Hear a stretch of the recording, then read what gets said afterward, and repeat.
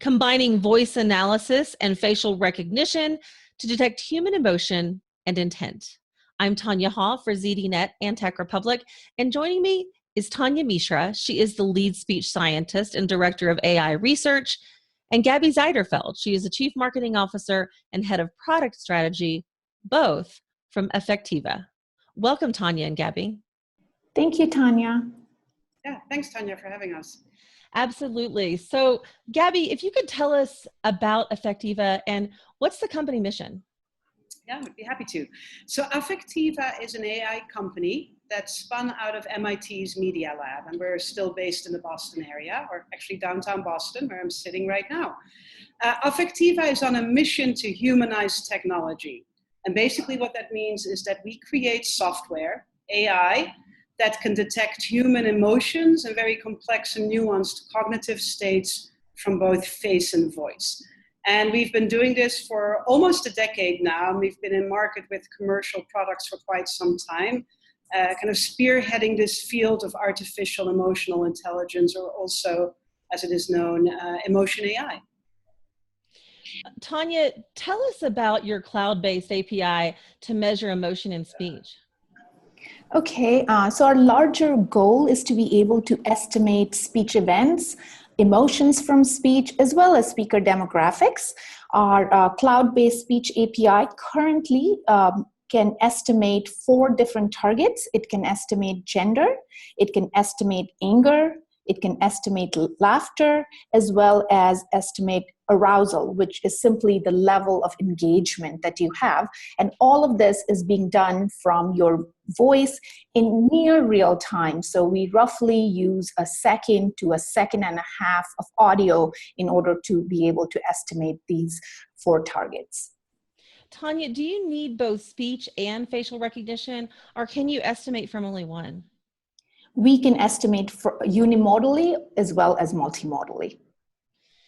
Gabby, it must take a huge amount of data to detect emotion and intent via speech and expression. So how do you get that data and what do you do with it?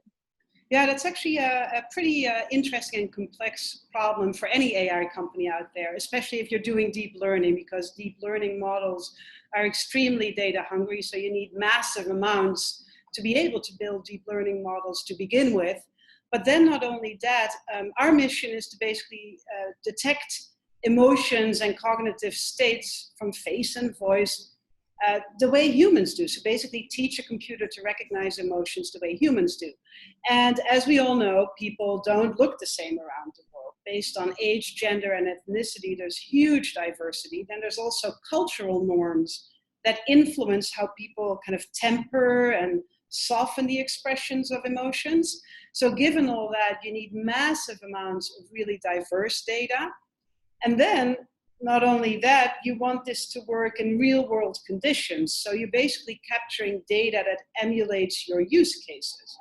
You don't just want people sitting in a lab, optimal lighting conditions, show us a smile and then people pose expressions. If you're, for example, looking to measure how a driver in a car is getting distracted or drowsy, you want real in-car data. And for example, capturing or collecting data of people getting drowsy is extremely difficult. I mean, it's not like you can keep people up for 2 days and then send them down the highway in Boston. That's unethical, and we wouldn't do that. So you need to get very crafty in your approaches for collecting data. And then to your other part of the question, what do we do with this data? We basically use this data to train our algorithms and then to test and validate our algorithms. And a critical component in that whole, if you will, process is that you also need to do manual labeling or manual annotation of the data you collect. So on top of all this, massive amounts of data that we have to acquire, we also have a very sizable team that does manual annotation of data, because basically what humans label or what humans perceive to see in the data serves as the ground truth against which you then again build and test and validate your algorithms. So on a whole, it's a pretty complex problem, and one that we've spent a lot of time to kind of finesse and kind of improve over the years. Tanya, what are some of the challenges in estimating emotion from speech? So there are several challenges for estimating emotions in general. So for example, like the incidence rate of emotions can be really varied across use cases or targets. For example, in the US, people tend to travel by themselves in the car most of the times. And during that time, that means that they are not talking much. So the incidence rate could be less than 10% of the times that they are speaking. So if you want to build a model that works unimodally just from speech and works well in an automotive scenario, now you need to collect lots and lots of data because the incidence rate of speaking is rare. And then within the time that they are speaking, the distribution of different emotions can be quite varied. For example, when you're driving, often if you speak, you're either talking to your voice navigation system, or you're taking a phone call, or somebody has cut you off, or it's terrible driving conditions and you're unhappy about it. And we all tend to do this a lot of the times when we're really upset. We vocalize whether there is someone else present to listen to us or not. So all of these things kind of work. There's an interplay between all of these different factors that can make collecting enough data to build robust models in different use cases quite interesting and challenging. But then there are the more speech-based challenges, right? That have to do with different languages, different cultural displays, differences in terms of gender and age. And then there is this issue of overlapping speech. So when you look at a screenplay, you see that everyone is taking their turns very cleanly. You say something, then I say something, then Gabby says something. But that's not actually how everyday conversations happen. We constantly interrupt and talk over each other. And in fact, if we don't do that, it makes for a less natural and less engaging experience. So every time I say something, I see you nodding. But if, you might also say, and then sometimes when people want to disagree, they'll, interject with a short or no or a longer sentence. And so this kind of overlapping speech occurs a lot in natural, conversations. And since at Affectiva, from the very beginning, whether it's from face or from voice, our philosophy has been that we want to train models on natural data and not acted data or posed data. As a result, we have to deal with this challenge of people talking on top of each other. Our sort of preliminary analysis of just conversations collected from across the United States in a variety of different scenarios show that people tend to talk on top of each other about 16 to 18% of the times. So that means we have to, that's a sizable portion of speech, of your speech data. But the other thing is that it correlates very well with how emotional people are. So the more emotional you are, whether it's positive, you guys are having a great time, you're laughing on top of each other, saying funny things back and forth, or whether you are very upset with each other. We sort of stop obeying the rules of natural turn-taking in conversations and just talk on top of each other. So that also makes it very challenging, but also, exciting and fun. I think these would be the challenges, I would say. So what kind of processing power, Tanya, does this take to make these estimations in a second or two? I mean, can this be accomplished locally using a smartphone or a tablet? Or do you need cloud processing over a high bandwidth connection to make it happen? So we have SDKs that run on device. We have, of course, cloud-based solutions as well. And there is a trade-off between latency and accuracy, but it is not, it is not to the extent that will prevent you from being able to use this in near real time. Because even humans don't perceive emotions in real time. So it would take you anywhere up to 800 milliseconds to little over a second to be able to distinguish somebody's emotions by just talking to them on the phone when you when you're not seeing their face. And that kind of latency of, about a second, is what humans do, and that's what we are trying to emulate. And we have on-device solutions that work very effectively. So Taniya, how do you audit and measure the accuracy then? I think Gabby wanted to add something to the previous question, and then we'll take this, I think. Oh, no, I was just going to add that in terms of whether or not it runs in the cloud or locally on device, it depends on the use case. It also depends on kind of security and data privacy concerns, especially because sometimes, given a certain use case, companies we work with are just not comfortable sending data to the cloud. They want to contain everything and run it locally on device. But then also if you think about, for example, automotive use cases or even robotics use cases, it has to run on embedded systems. And then we have spent a lot of time getting our deep learning models shrinked so that it can run on embedded, but still have the high performance and robustness and accuracy that you would demand from these models. So that's another kind of variable or consideration that goes into that. So then as it relates to auditing and measuring for accuracy, how do you make that happen?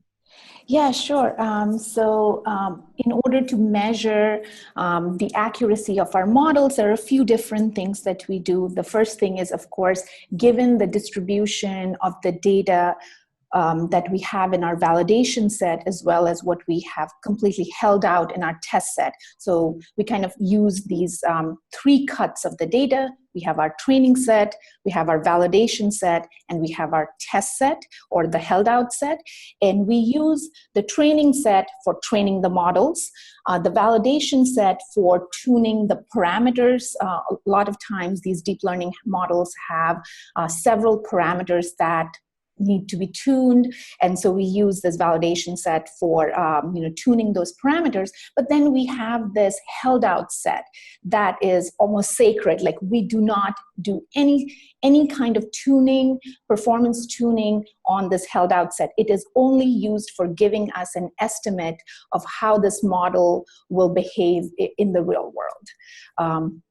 So in order to measure performance, one of the first things we do is look at chance performance, right? Given the distribution of the data, if you had a very, very basic model that always said, the majority class, right? So how good or bad would that be? Probably pretty bad. And then we want to see how well are we tracking above that. And so as we change either the model size or the deep learning network topology, or we change the hyperparameters, we basically keep measuring against chance performance. That is one way.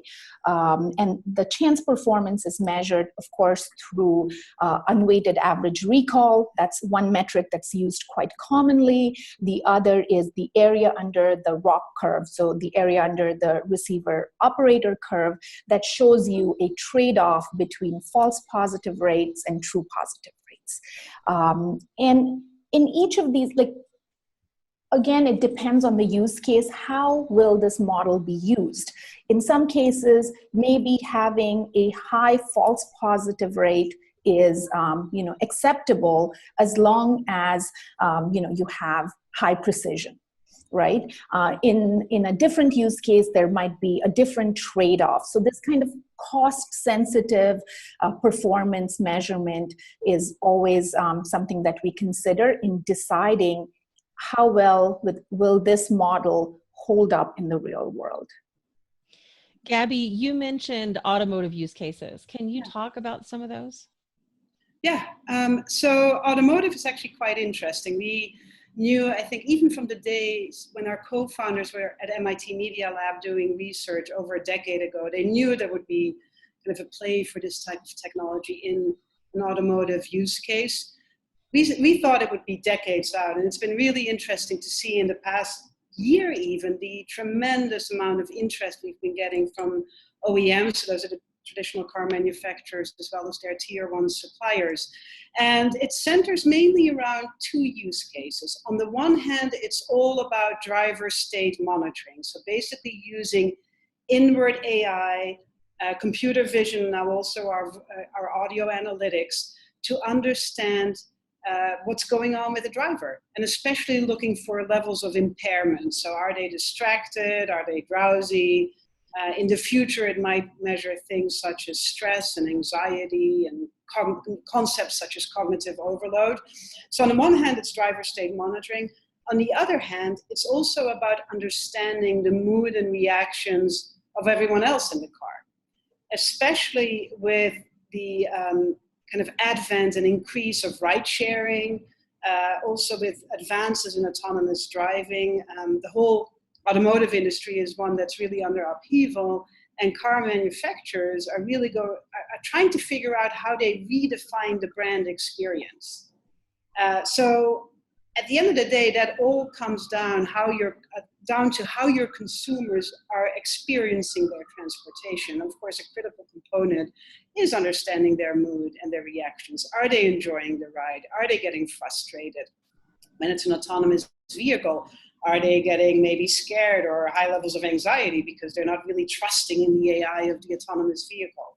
So it's all about defining kind of that brand transportation experience. And for those reasons, the car companies are coming to us to see how our AI can help do that. To that effect, actually, we kind of launched just at the beginning of this year, we launched an Affectiva Automotive AI. It's our automotive SDK that we're making available to select partners in that industry.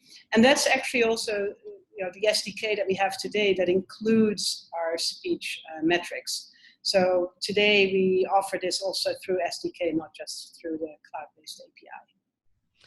Gabby, I can imagine there's a lot of people out there that would feel this is a little bit of an invasion, maybe very personal. So what kind of moral and ethical implications do you consider as you develop a multimodal AI? Yeah, that's actually a really good question, and one that we love taking kind of head on, because there's just in general so much debate about kind of ethical and fair and transparent AI. So just in broad swag, and then I can get specific into kind of the automotive use case and how it applies there. But there's basically a few different considerations to look at when you think about the broader space of ethics in AI, right? It's on the one hand, it is really also about bias in AI. We hear a lot about that. We hear a lot about AI algorithms that are just hugely inaccurate in terms of how they recognize people of darker skin tones versus people of lighter skin tones, especially men versus women. Just last week, we saw a number of the large companies like IBM and I believe also Microsoft put press releases out saying that they've kind of upgraded their facial recognition capabilities to reduce occurrences of bias. So there's a lot of focus and debate on that. And for us from the get-go, this was critically important because our technology, again, as I explained earlier, needs to recognize human emotions the way humans do. And humans just don't look the same around the world, right? Our technology wouldn't work accurately if we didn't account for making sure that there was no bias in our algorithm. So that is one very, very critical component of the debate. Another component, and that I think ties kind of to how you led into the question with the automotive use case, is data privacy, right? Not everyone, so emotions are private, and not everyone is going to feel comfortable sharing their emotions. And for us, up till now, we hope this will continue to take place also as new kind of vendors come into this space. It's all about making sure that people have an opt-in, and that if people are not comfortable sharing their emotions, there is a way for them to just shut that off. It's the same with us and all our devices. For example, the analogy with geolocation or GPS, right? These days, whenever you install an app, you're asked to share your location. And you know what? It's all about the value that we as consumers get out of it. If it is relevant to my experience, and I know that my experience will be better if I share that data, I will. But if it's not relevant or not providing value to me, I turn it off. And we hope that as emotion AI becomes more ubiquitous, and there'll be other vendors in this space, that collectively we adhere to that and we give people an option to opt out. It's also then about making sure that you, of course, store the data in responsible ways. There's just things such as GDPR, to which we adhere. We're compliant with GDPR, but That's almost like table stakes, right? That's what any company these days needs to do. And being transparent about what you do with data, how you collect the data, and how you use the data. And then lastly, there are just plenty of unethical and maybe even morally questionable use cases of these type of technologies. And we as a company have taken a very strong stance on what we think are ethical use cases and what we think are not, and we steer away from these. We do not do surveillance and security because clearly there's no opt-in and consent there. And we're not interested in making our technology available for automated warfare. And frankly, in the past, in terms of like surveillance use cases, we've been approached by entities interested in that use case, and we've declined to do business there. There's also recently an organization that came up, it's called the Partnership on AI. It's an organization founded by kind of the big guys, Microsoft and Google, and a few startups were invited to participate. We're part of that, and we're basically sitting on the work group that's called Fair and Accountable and Transparent AI. And that organization will look at kind of the best practices and possibly even defining guidelines and regulation around what is fair and accountable and transparent AI. So so that's a huge priority for us. Good to hear it. You know, I really do appreciate both of your time. Taniya, Gabby, if somebody wants to connect with you, Taniya, you first, if somebody wants to connect, maybe they want to find out more about the work that you're doing, how can they do that? They can connect with me by email. My email address is taniya.mishra, my first and last name, at affectiva.com. They can also connect with me via Twitter. My Twitter handle is Taniya, TANIYATTS. Thank you. And Gabby, if somebody wants to connect with you, maybe they want to find more about Affectiva, how can they do that? Yeah, so if they want to learn more about the company in general, it's www.affectiva.com. For me personally, it's email. Luckily, I have a redirect, so it's very simple. It's a gabi@affectiva.com, or on Twitter, and my Twitter handle is @GABIZIJ. Thanks again, ladies. And if you guys want to find out more of my interviews or find and connect with me, you can catch my interviews here on ZDNet or Tech Republic, or maybe find more about me on social media by going to my website. I'm at TaniyaHall.net. You can find links to all my social platforms. And if you'd like to chat, I hope that you'll find me on Twitter. I'm at Taniya Hall Radio on Twitter. I'd love to hear from you. Thanks for watching.